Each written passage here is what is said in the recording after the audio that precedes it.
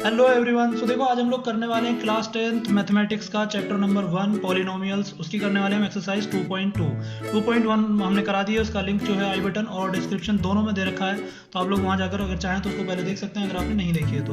Video को देखो last तक देखना। आज इस एक्सरसाइज 2.2 के सारे डाउट्स हम लोग क्लियर कर देंगे, सारे क्वेश्चन हम लोग सॉल्व कर लेंगे और एग्जाम के लिए हमारी पूरी कंप्लीट हो जाएगी। ठीक है, इसके बाद आपको कहीं पर भी इसके अंदर कोई डाउट नहीं रहेगा, सारे क्वेश्चन आप लोग कर सकते हैं। इवन आप एनसीईआरटी से अलग अगर कोई बुक हो और उसमें भी अगर इस टाइप के क्वेश्चन दे रखे हो तो वो क्वेश्चन भी आप लोग सॉल्व कर सकते हैं। तो वीडियो को लास्ट तक देखिएगा। ठीक है, तो देखिए इसके अंदर दे रखा है relationship between the zeros and coefficients. ठीक है, तो ये जो जीरोज और कोफिशिएंट के बीच का जो रिलेशन है ये हमें समझना है। सबसे पहले देखिए ये कोफिशिएंट क्या होते हैं। तो ये कोफिशिएंट ये होते हैं, जब भी कोई इक्वेशन लिखी जाएगी तो मान लीजिए वो ऐसी तो लिखी जाएगी, जैसे लिखा हो कि 8x² प्लस 6x और प्लस 3। तो ये जो 8 है, ये जो 6 है और ये जो 3 है, ये होते हैं कोफिशिएंट। ठीक है, जिनकी मल्टीप्लाई हुई है x² में x में, है ना, तो ये होते हैं हमारे कोफिशिएंट। जैसे कि हमारे पास लीनियर इक्वेशन है तो इसकी स्टैंडर्ड फॉर्म होती है ये ax plus b equals to 0। तो यहाँ पर जो a और b है ये हमारे कोफिशिएंट है। अब हमें समझना ये है कि जीरोस क्या होते हैं। तो देखिए जैसे मैंने एक एग्जांपल लिया है, यहाँ पर एग्जांपल दे रखा है 4x प्लस 4 इक्वल्स टू 0। ठीक है, तो अगर मान लो मुझे यहाँ पर x की वैल्यू निकालनी हो, मैं 4 को इधर लेके जाऊंगा, यहाँ प्लस का इधर आके माइनस का हो गया। फिर इस वाले 4 को क्या करें, मुझे तो सिर्फ x की वैल्यू निकालनी ना, तो इसकी मैंने क्रॉस मल्टीप्लाई की इसके अपॉन में, तो ये आगे देखिए 4 1 ज़ा 4, तो x इज इक्वल्स टू आ जाएगा -1 आ जाएगा। ठीक है, तो ये जो वैल्यू आई है यही है इस इक्वेशन का 0। ठीक है, इस इक्वेशन का 0 क्यों है, आप इसकी वैल्यू दोबारा यहाँ रख के देखिए। जैसे इधर रखा 4x प्लस 4, तो 4 इंटू एक्स की वैल्यू क्या आई है -1 और प्लस में क्या था 4 इक्वल्स टू 0। तो 4 1 ज़ा 4 और माइनस यहाँ पे था प्लस 4 से -4 हो जाएगा कैंसिल, क्या बचेगा 0। तो मतलब ये ऐसी वैल्यूज होती हैं जिन्हें जब हम दोबारा से इस इक्वेशन में रखें तो वो इक्वेशन 0 बन जाए। ठीक है, इसीलिए इनको जीरोस भी कहा जाता है, सॉल्यूशन भी कहा जाता है और इनको रूट्स भी कहा जाता है। ठीक है, अब देखिए इसके बाद आती है क्वाड्रेटिक इक्वेशन, जो हमें 2.2 में मेनली हमें 2.2 में क्वाड्रेटिक इक्वेशन ही पढ़नी है। ठीक है, तो क्वाड्रेटिक इक्वेशन की जो स्टैंडर्ड फॉर्म होती है वो होती है ax² plus bx plus c equals to 0। ठीक है, अब यहाँ पर ये जो a b और c हैं ये हमारे कोफिशिएंट्स हैं। तो देखिए मैंने एक एग्जांपल लिया, सबसे पहले अगर मुझे इसकी वैल्यूज निकालनी हो तो आपको फैक्टराइजेशन जरूर आना चाहिए। ठीक है, ये आपने 8th क्लास 9th क्लास में जरूर देखा होगा, तो ये आपको पता होना चाहिए कि ये किस तरह से किया जाता है। ठीक है, तो देखिए जैसे हमारे पास एक इक्वेशन है 3x² plus x minus 4 equals to 0। तो यहाँ पर अगर मुझे इसको करना है फैक्टराइज तो मैं क्या करता हूँ, कांस्टेंट पार्ट की मल्टीप्लाई x² वाले पार्ट से कर देता हूँ। तो देखिए -4 3 ज़ा -12 और साथ में क्या था x², तो ये आ गया -12x²। अब जो फैक्टर किए जाते हैं, जो टुकड़े किए जाते हैं वो किए जाते हैं x वाले पार्ट के। तो हमें x के ऐसे 2 टुकड़े करने हैं कि जब हम उनकी मल्टीप्लाई करें तो यहाँ पर -12x² आ जाए। ठीक है, अब देखिए मैंने क्या सोचा, सबसे पहले सोचेंगे कि 12 आएगा कैसे। देखिए 12 कितने तरीके से आ सकता है, अगर मैं 2 की मल्टीप्लाई करूँ तब भी, 2 की मल्टीप्लाई 6 में करूँ तब भी 12 आएगा, 3 की मल्टीप्लाई 4 में करूँ तब भी 12 आएगा, और अगर मैं 12 की मल्टीप्लाई 1 में करूँ तब भी 12 आएगा। बट अगर मान लो मैं इन दोनों को ऐड कर दूँ, सम कर दूँ, तो 6 + 2 होता है 8, बट मुझे तो चाहिए 1x। 4 3 को अगर करेंगे तो 4 + 3 होता है 7। तो अगर मैं माइनस करूँ, 6 में से 2 जाएगा 4 नहीं, 4 में से 3 गया 1, यहाँ पर मेरा काम हो जाएगा। तो मतलब मेरे जो टुकड़े हैं वो हैं 3 और 4। तो देखिए मैंने क्या किया, पहले 3x² जो था वो लिख दिया, फिर उसके बाद मैंने लिख दिया 4x, फिर इसके बाद लिख दिया मैंने 3x और ये आ गया -4। इसको मैंने प्लस का क्यों लिया, इसको मैंने माइनस का क्यों लिया, क्योंकि देखो जो मेरा आंसर आना है वो आना है घटाकर। तो जाहिर सी बात है दोनों का साइन अलग अलग होना चाहिए, तभी तो ये सब्ट्रैक्ट होंगे। ये सब्ट्रैक्शन कब होता है, जब दोनों के साइन अलग अलग हों तभी तो सब्ट्रैक्शन होता है। अगर सेम साइन होंगे तो ये जुड़ नहीं जाएंगे, तो इसलिए मैंने इन दोनों के साइन अलग अलग लिए हैं। बट सवाल ये उठता है कि ये प्लस का क्यों आया और ये माइनस का क्यों आया। ठीक है, तो देखिए ये प्लस का इसलिए आया क्योंकि मुझे प्लस का x बचाना था। तो बचेगा तो वही ना जिसका बड़े वाले का साइन ही तो बचता है, तो इसलिए बड़े वाले का साइन मैंने प्लस लिया है। अगर ये -x आना होता तो इसका साइन में माइनस लेता और इसका साइन प्लस लेता। ठीक है, तो बहरहाल अब देखिए यहाँ से पहले इन दोनों को साथ में लेंगे और बाद में इन दोनों को साथ में लेंगे। यहाँ पर क्या कॉमन है x, तो x कॉमन कर लिया, यहाँ पे क्या बचा 3x 2 थे ना यहाँ पर, तो एक तो बाहर चला गया तो 3x बचा, 4x में से x बाहर चला गया, यहाँ पे बचा 4। ठीक है, माइनस कुछ कॉमन नहीं हो रहा तो सिर्फ माइनस ही कॉमन कर लेंगे और साथ में 1 कॉमन कर लेंगे। ठीक है, जहाँ पे कुछ कॉमन ना हो वहाँ पे 1 कॉमन कर लेते हैं। और जब माइनस कॉमन हुआ है तो जाहिर सी बात है साइन चेंज होंगे, तो जो माइनस का 2 प्लस का, जो माइनस का 2 प्लस का। ठीक है, अब मैंने देखा कि यहाँ पर 3x + 4, यहाँ पर भी 3x + 4, तो इसी को कॉमन कर लिया। तो अब दूसरे ब्रैकेट में क्या बचेगा x - 1, ये आ गया। इन दोनों की वैल्यू निकाली तो x की वैल्यू यहाँ से आई निकल के -4/3 और यहाँ से आई निकल के 1, दो वैल्यूज आ गई। क्योंकि देखो मैंने आपको पिछली वीडियो में बताया था कि जो पॉलिनोमियल की डिग्री होगी उतने ही उसके सॉल्यूशन आएंगे मैक्सिमम, ठीक है। तो यहाँ पर इसकी डिग्री क्या होती है, क्वाड्रेटिक इक्वेशन की डिग्री होती है 2, तो यहाँ पर 2 सॉल्यूशन आ सकते हैं ज़्यादातर केसेस में, हालांकि कम भी आ सकते हैं लेकिन 2 से ज़्यादा नहीं आ सकते। इसके बाद देखिए सम ऑफ जीरोस, यहाँ पर अब कोफिशिएंट का और जीरोस का हम रिलेशन समझने जा रहे हैं। ये जो अल्फा और बीटा है यही हमारे जीरोस हैं। जैसे कि अगर यहाँ पे वैल्यू आई थी -4/3 और ये 1, तो मैंने कहा कि अल्फा हो जाएगा -4/3 और बीटा हो जाएगा 1। तो इन्हीं दो वैल्यूज को हम अलग अलग करने के लिए कह देते हैं कि एक अल्फा है और एक बीटा है, ये 2 जीरोस हैं। और इनका जो रिलेशन आएगा वो ऐसा आएगा कि alpha plus beta is equals to -b/a, alpha into beta is equals to c/a, ठीक है। तो देखिए ये हो जाएगा यहाँ पर, ये होता है हमारा रिलेशन। अब देखिए इसके बाद क्यूबिक इक्वेशन भी हम लोग पढ़ सकते हैं, बट वो हमारे काम में नहीं आने वाली क्योंकि वो हमारे सिलेबस में नहीं है, ठीक है। हालांकि अगर आप देखेंगे तो एनसीईआरटी के जो जहाँ पर ये हमारा पूरा चैप्टर खत्म होता है पॉलिनोमियल्स का, वहाँ पर ये दे रखी हैं, ठीक है, बट वो हमारे काम में नहीं आने वाली, तो उनको हम लोग नहीं पढ़ेंगे, ठीक है। इसके बाद हम लोग देखते हैं एक्सरसाइज 2.2।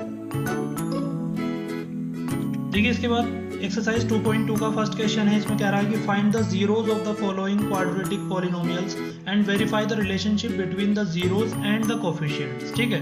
तो पहले हम लोग यहाँ पर कोफिशिएंट निकालेंगे। तो देखिए जितनी भी इक्वेशन यहाँ पर दे रखी है सबकी सब क्वाड्रेटिक इक्वेशन है। तो क्वाड्रेटिक इक्वेशन की स्टैंडर्ड फॉर्म पहले हम यहाँ पर लिख लेते हैं। ये हो जाएगा ax² प्लस bx और प्लस c। जब हम यहाँ पे 1 सेकेंड ब्लर हो गया, देखिए तो क्वेश्चन दे रखा था x² - 2x - 8, मैंने यहाँ पर इसकी स्टैंडर्ड फॉर्म निकाली। अब जब मैं इनको कंपेयर करूंगा तो यहाँ लिखेंगे ऑन कंपेयरिंग, ठीक है। सबका मेथड अलग अलग हो सकता है, आप एनसीईआरटी में जाएंगे तो ज़्यादा कुछ मतलब डिटेल में क्वेश्चन कराते हैं, बट मतलब ओवरऑल सबका सेम ही होता है। तो देखिए यहाँ पर a का कोई कोफिशिएंट दिख नहीं रहा, तो मतलब यहाँ पर होगा 1, और देखिए b यहाँ पर दिख रहा है 2, तो यहाँ पर 2 ले लेंगे। बट देखिए यहाँ पर प्लस था और यहाँ माइनस था, तो हमें यहाँ पर -b कैरी करना है। इसके बाद c देखिए, c है यहाँ पर -8, तो ये तो हो गए कोफिशिएंट्स, ठीक है। इनका हमारे पास यूज बाद में आएगा। अब पहले हम यहाँ से इसके जीरोस फाइंड आउट करेंगे। तो जीरो फाइंड आउट करने के लिए क्या करते हैं, देखिए x² - 2x और -8 इक्वेशन दोबारा उतार लेंगे यहाँ पर। अब हम करने जा रहे हैं इसके फैक्टर्स, ठीक है। तो देखिए फैक्टर करने के लिए आपको मालूम है कि सबसे पहले हम लोग क्या करते थे, कांस्टेंट पार्ट की मल्टीप्लाई करेंगे x² वाले पार्ट से, और इसको यहाँ पर लिख लेंगे -8x², ठीक है। -8 की मल्टीप्लाई जब हम करेंगे x² से तो यही तो आएगा -8x²। अब देखिए ये हमारे लिए रेफरेंस पॉइंट है। हमें जो फैक्टर करने होते हैं, टुकड़े जो करने होते हैं, वो करने होते हैं -2x के, मतलब जो बीच वाला x वाला जो पार्ट होता है उसके हमें टुकड़े करने होते हैं, ठीक है। तो हम लोग इसके टुकड़े करेंगे, और इसके टुकड़े करने पर वो जो टुकड़े होंगे उनकी मल्टीप्लाई करने पे आना चाहिए -8x², ठीक है। और जब हम सम करें उनको दोबारा से तो -2x ही आ जाना चाहिए, ठीक है। तो बताइए ऐसे टुकड़े क्या हो सकते हैं। तो जैसे 8 की अगर मैं मल्टीप्लाई करूँ तो 8 आता कितनी बार है, 8 तो एक ही तरीके से आएगा ना, 2 4 8 है ना। और मान लीजिए अगर मैं 4 में से 2 माइनस करूँ तो 2 आ जाएगा, है ना। तो इसका मतलब ये हमारे जो टुकड़े होंगे वो 2 और 4 ही हो सकते हैं, ठीक है। इट्स बेटर कि हम लोग टुकड़े जो लें वो 2 और 4 ही लें, ठीक है। इनको अरेंज कैसे करना है, पहले तो हम यहाँ पे लिखेंगे x²। सबसे पहले हम लोग बड़ा वाला टुकड़ा रखते हैं, तो ये आ जाएगा 4x। उसके बाद हम छोटा वाला टुकड़ा रखते हैं 2x। भले ही यहाँ पे x नहीं है बट हमें x² भी तो लाना ना मल्टीप्लाई करके, तो जब x और x की मल्टीप्लाई होगी तभी तो x² आएगा। और देखिए माइनस का 8 तो था ही यहाँ पर। अब हम 4x का क्या साइन रखें और 2x का क्या साइन रखें, तो देखिए मुझे लाना है माइनस का, तो जाहिर सी बात है यहाँ पे जो बड़ा वाला साइन होगा माइनस का होगा। और दूसरा मुझे सब्ट्रैक्ट करके लाना ना, 4 में से 2 माइनस करना है। अगर मैं दोनों साइन सेम कर दूंगा तो ये दोनों जुड़ जाएंगे, बट मुझे तो घटाना है ना, तो इस वाले को मैं प्लस ले लूँ। अब देखो दोनों साइन अलग अलग हो गए, और बड़ा वाला माइनस का है तो घटाने पर यहाँ पे -2x बच जाएगा। बस ये हमारा देखिए फैक्टराइजेशन होता है। सबसे पहले यहाँ से हम x कॉमन कर लेंगे, पहले दो टुकड़ों को एक साथ लेते हैं, बाद वाले दो को एक साथ। तो इसमें से x कॉमन कर लेंगे, यहाँ पे बचेगा x और यहाँ बचेगा -4। फिर देखिए प्लस, यहाँ से कुछ कॉमन नहीं हो रहा, बस 2 हो रहा है। 2 1 2 2 4 8। तो जब हम यहाँ से 2 कॉमन करेंगे तो ये तो x बचेगा, और माइनस यहाँ पर क्या बचा, 2 4 8, तो यहाँ बचेगा 4। ठीक है, जब ये x -4 हो गए, अब इस वाले टुकड़े में और इस वाले टुकड़े में x -4 कॉमन है तो इसको हम कॉमन कर लेंगे। अब क्या बचेगा अंदर, x + 2। क्लियर, जब x + 2 बच गया हमारा यहाँ पर, तो ये हमारे फैक्टराइजेशन कंप्लीट हो गया। अब यहाँ से हम जीरोस फाइंड करेंगे। सबसे पहले इफ x -4, क्योंकि देखिए ये इक्वल्स टू में 0 लेकर चलना है यहाँ पर, तो इफ x -4 = 0, तो x = क्या हो जाएगा, 4, पहली वैल्यू। दूसरी वैल्यू देखिए, इफ x + 2 = 0, तो x = क्या हो जाएगा, -2। ठीक है, ये आ जाएगा यहाँ पर।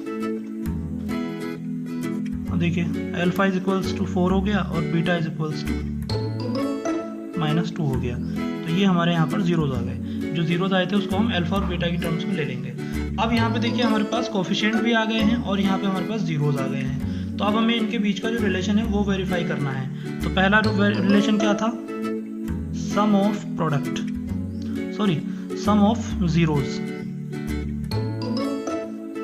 इक्वल्स टू था -b/a। तो सम ऑफ जीरोज होता क्या था, alpha plus beta -b/a। Values रखेंगे, देखिए अल्फा की वैल्यू है 4 प्लस बीटा की वैल्यू है -2 -b/a। तो देखिए ये माइनस तो यहाँ पे आ गया जो फॉर्मूले का है, और जो b की वैल्यू है वो है -2 और a की वैल्यू है 1। अब देखिए ब्रैकेट ओपन करेंगे, प्लस माइनस माइनस हो जाएगा, ये बचेगा 2, माइनस माइनस यहाँ प्लस हो जाएगा, अपॉन के 1 को हम लिखते नहीं है, 4 में से 2 जाएगा, 2 ही बचेगा। तो देखिए ये हो गया हमारा पहला रिलेशन वेरीफाई, सॉरी दिखा नहीं आपको, 4 में से 2 गया, 2 बचा और यहाँ पे 2। तो ये हमारा पहला रिलेशन वेरीफाई हो गया, ठीक है। अब देखते हैं दूसरा रिलेशन। दूसरा रिलेशन क्या था, product of zeros, product of zeros, ये था c/a। देखिए प्रोडक्ट ऑफ जीरोज हो जाएगा अल्फा इंटू बीटा, तो c/a, ठीक है। अब देखिए अल्फा की वैल्यू है 4 और बीटा की वैल्यू है -2, c की वैल्यू हो गई यहाँ पर -8 और a की वैल्यू हो गई 1।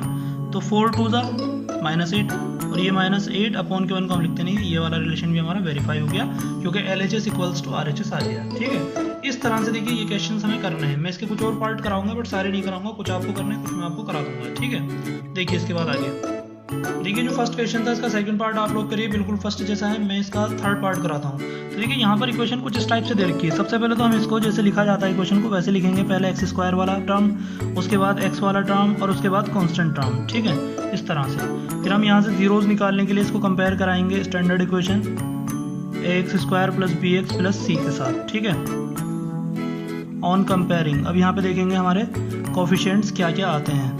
तो on comparing a is equals to देखिए 6, b इज इक्वल्स टू अगर कोई माइनस का है तो माइनस उसका ले लेते हैं, और c इज इक्वल्स टू ये हो जाएगा -3, ठीक है। इस तरह से ये हमारे आ गए कोफिशिएंट्स, ठीक है। अब जब कोफिशिएंट आ गए तो अब हमें इसके फैक्टराइजेशन करने हैं। तो इक्वेशन को हम कुछ इस तरह से लिखेंगे 6x² -7x और -3, और जब हमें इसे फैक्टराइज करना है तो हम इसको इक्वल्स टू 0 कर लेंगे, ठीक है। अब देखिए सबसे पहले कांस्टेंट टर्म की मल्टीप्लाई x² वाले से, तो 6 और -3, 6 3 18, माइनस यहाँ पे ऐसे ही आ जाएगा और साथ में x²। तो अब 7x के हमें ऐसे टुकड़े करने हैं कि मल्टीप्लाई करने पे आए -18x² और सब्ट्रैक्ट करने पे या जोड़ने मतलब सम करने पे आए -7x, ठीक है। तो मैंने देखा मतलब 18 आता कितनी तरह से, देखिए 6 3 18, तो अगर मैं 6 में से 3 माइनस करूंगा तो 3 आएगा, 6 में 3 ऐड करूंगा तो 9 आएगा, तो मतलब ये तो नहीं हो सकता। फिर जो है 18 आता है, 9 2 18, तो 9 में 2 ऐड करेंगे तो 11 आएगा, बट 9 में से 2 माइनस करेंगे तो 7 आएगा, तो हमें 7 ही तो चाहिए। तो इसका मतलब हमारे जो टुकड़े होंगे वो होगा एक 9 और दूसरा होगा 2। अब देखिए यहाँ पर 6x², पहले बड़े वाले को लिखते हैं, ये आ गया 9x, फिर छोटे वाले को लिखते हैं, ये आ गया 2x, और -3 जो पहले से था वो ऐसे ही। इन दोनों के साइन क्या लगाने हैं, भी मुझे लाना है या माइनस का, तो बड़ा वाला हो जाएगा देखिए माइनस का, ठीक है। अब क्योंकि मुझे सब्ट्रैक्ट करके लाना है ना, 9 में से 2 मतलब 9 में से 2 जब माइनस करेंगे तभी तो आएगा 7, तो इसलिए यहाँ पर दोनों के साइन अलग अलग होने चाहिए, तो छोटे वाले का साइन हो जाएगा प्लस। अब देखिए इन दोनों में क्या क्या चीज़ें कॉमन है, पहले 2 को एक साथ लेके, तो एक तो इनमें x कॉमन है, और देखिए 3 2 6, 3 3 9, एक 3 भी कॉमन है।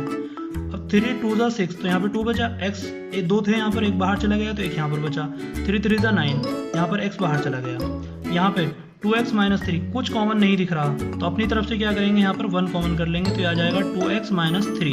अब देखिए यहाँ पर भी 2x -3 है, यहाँ पर भी 2x -3 है, 2x -3 को ही कॉमन कर लीजिए, तो जब कॉमन करेंगे तो ये आ जाएगा देखिए 2x -3, और अंदर क्या बचा 3x + 1, 3x + 1, ठीक है, ये आ गया। अब देखिए यहाँ पर हम जीरोज निकाल देंगे, तो इफ़ 2x -3 = 0, तो 2x = -3 जब इधर जाएगा तो ये प्लस हो जाएगा, और x = 3/2, पहला जीरो तो देखिए ये आ गया। इसके बाद इफ़ 3x + 1 = 0, तो 3x = 1 जब इधर जाएगा तो माइनस का हो जाएगा, और x हो जाएगा -1/3, दोनों जीरोज आ गए। तो इसमें कर लीजिए कि अल्फा = 3/2 ये वाला, और बीटा = इसको ले लीजिए -1/3। मैं लिख देता हूँ यहाँ पर ए जो आया था वो आया था हमारा 6, बी आया था -7 और सी आया था -3।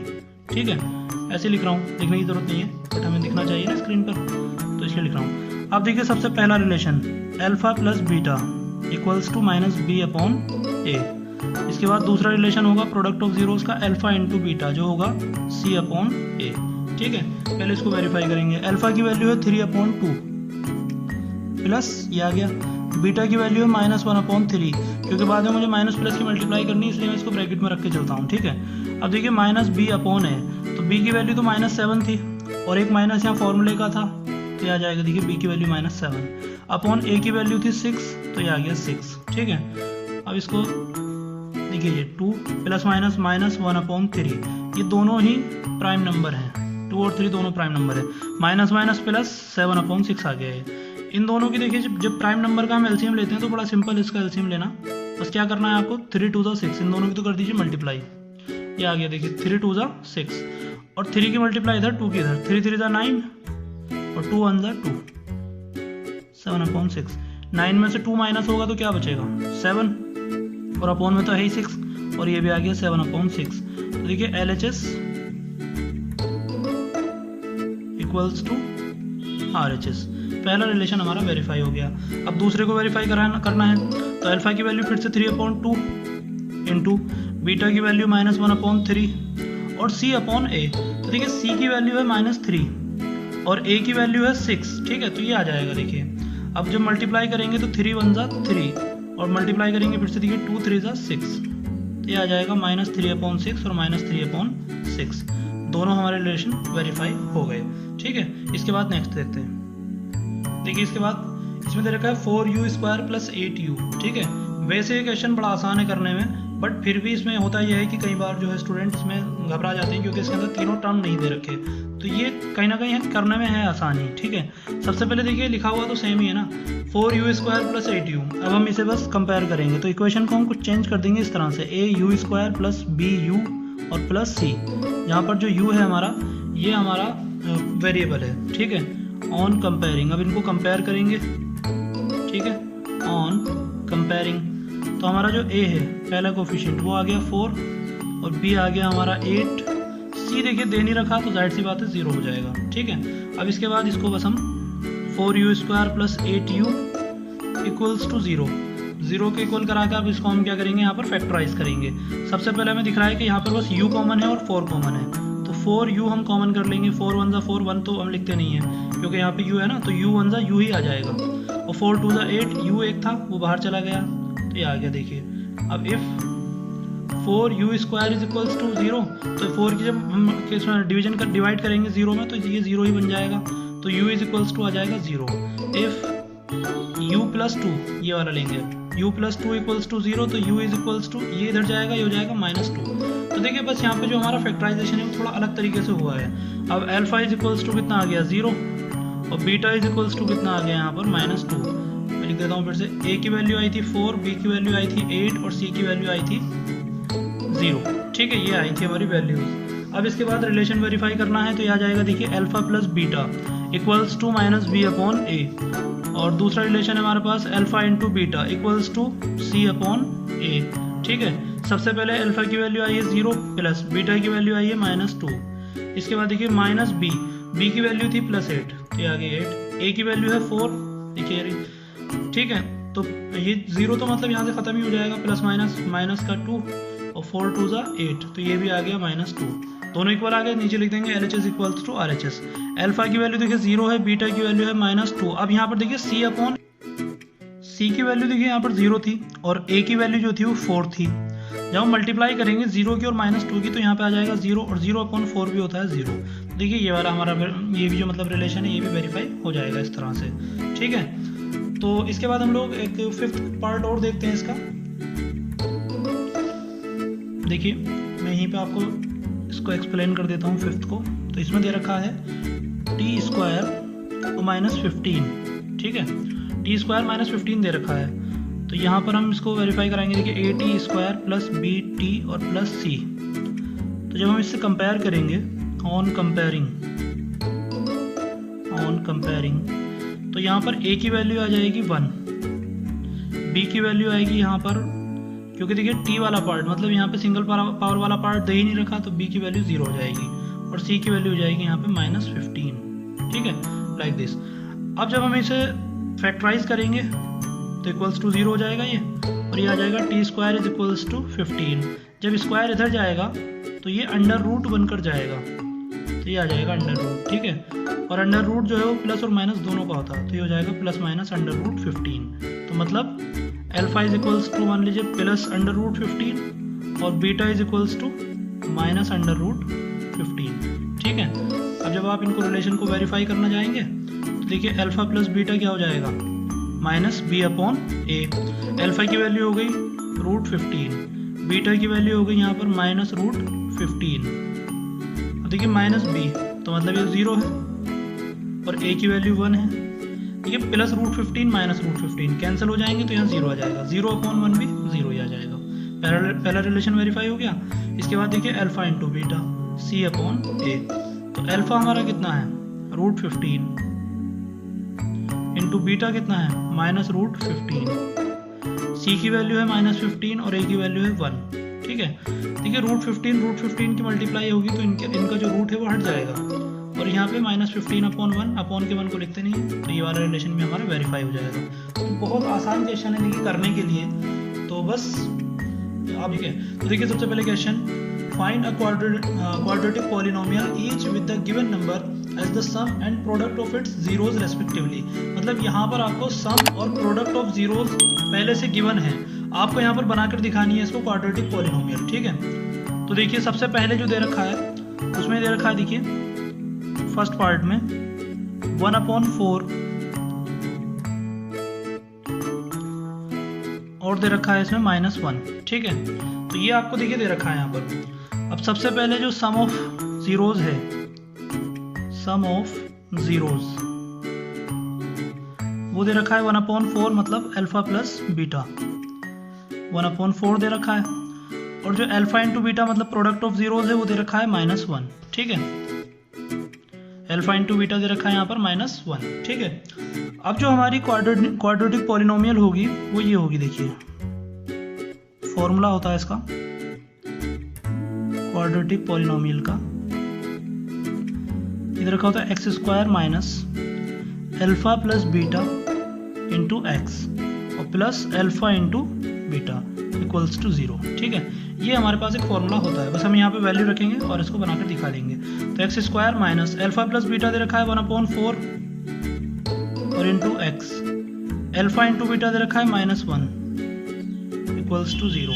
ठीक है, तो देखिए आ जाएगा x² minus 1/4x plus minus -1 equals to 0। जब हम एलसीएम लेंगे तो देखिए एक ही डिनोमिनेटर है तो एलसीएम ऐसे लिया जाएगा ना, 4 की मल्टीप्लाई इधर भी होगी 4x², क्योंकि ये तो खुद डिनोमिनेटर था तो यहाँ पर x1 x ऐसे ही आ जाएगा, और 4 की मल्टीप्लाई इधर भी कर देंगे 4 4 इक्वल्स टू 0। ठीक है, तो मतलब हमने इसका एलसीएम ले लिया। अब जो ये है यहाँ पर डिनोमिनेटर पूरी की पूरी इक्वेशन का, इसकी मल्टीप्लाई हम 0 में कर देंगे, तो इक्वेशन आ जाएगी हमारी 4x² माइनस x और -4 इक्वल्स टू 0। ठीक है, ये हो जाएगी हमारी क्वाड्रेटिक पॉलिनोमियल जिसके सम ऑफ जीरो जिसका 1/4 होगा और प्रोडक्ट ऑफ जीरोस का -1 होगा। ठीक है, इसके बाद हम लोग देखते हैं सेकंड क्वेश्चन। देखिए सेकंड क्वेश्चन में दे रखा है √2 और 1/3, मतलब ये तो हो गया सम ऑफ जीरोस और ये हो गया हमारा प्रोडक्ट ऑफ जीरोस। ठीक है, तो सम ऑफ जीरोस हो गया अल्फा प्लस बीटा तो इक्वल्स टू आ गया √2, और प्रोडक्ट ऑफ जीरोस हो गया alpha into beta equals to 1/3। अब देखिए पॉलिनोमियल क्या बनेगी, x² minus alpha plus beta into X और प्लस अल्फा इंटू बीटा। ठीक है, ये हमारी पॉलिनोमियल का फॉर्मूला हो गया। तो ये देखिए आ जाएगा simply x² minus alpha plus beta इस बार दे रखा है √2 और into X plus alpha into beta दे रखा है 1/3 इक्वल्स टू 0। फिर से एलसीएम लेंगे, एक ही डिनोमिनेटर है तो एलसीएम आ जाएगा यही, मतलब 3 आ जाएगा। और जिनका डिनोमिनेटर नहीं था, मतलब इनका डिनोमिनेटर 1 होगा वैसे, बट वो दे नहीं रखा, तो इनसे उस डायरेक्टली मल्टीप्लाई कर देंगे इसकी, तो ये हो जाएगा 3x² माइनस 3√2x और प्लस यहाँ पर क्या बचा 1 इक्वल्स टू 0। 3 में मल्टीप्लाई कर देंगे 0 की, क्रॉस मल्टीप्लाई करके इसको उधर ही ले जाएंगे तो ये आ जाएगा 0। ये हो जाएगी हमारी पॉलिनोमियल। ठीक है, इस तरह से। और इसके बाद इसका थर्ड पार्ट देखते हैं। देखिए थर्ड पार्ट में दे रखा है सम ऑफ जीरो 0 और प्रोडक्ट ऑफ जीरोज √5, तो alpha plus beta equals to 0 और alpha into beta equals to √5। Equation ये रही। वैल्यूज रखेंगे x² माइनस इसकी वैल्यू हो जाएगी 0 इंटू एक्स और प्लस अल्फा इंटू बीटा हो जाएगा देखिए यहाँ पर √5 इक्वल्स टू 0, तो ये आ जाएगा देखिए x² माइनस 0 की मल्टीप्लाई होगी यहाँ पे 0 आ जाएगा प्लस √5 इक्वल्स टू 0, तो ये आ गया x² प्लस √5, ये तो खत्म ही हो जाएगा इक्वल्स टू 0, तो ये हो जाएगी हमारी पॉलिनोमियल। ठीक है, और इसके बाद हम लोग देखेंगे इसका फिफ्थ पार्ट। देखिए फिफ्थ पार्ट में दे रखा है -1/4 और 1/4, मतलब अल्फा प्लस बीटा हो गया -1/4 और अल्फा इंटू बीटा यानी प्रोडक्ट ऑफ जीरोज हो गया 1/4। पॉलिनोमियल यही है, हमारे पास एक ही फॉर्मूला है। अब देखिए x² माइनस यहाँ पर अल्फा प्लस बीटा की वैल्यू -1/4 इंटू एक्स और अल्फा इंटू बीटा की वैल्यू 1/4 इक्वल्स टू 0, यहाँ पर माइनस माइनस प्लस 1/4 और इंटू एक्स और प्लस 1/4 इक्वल्स टू 0।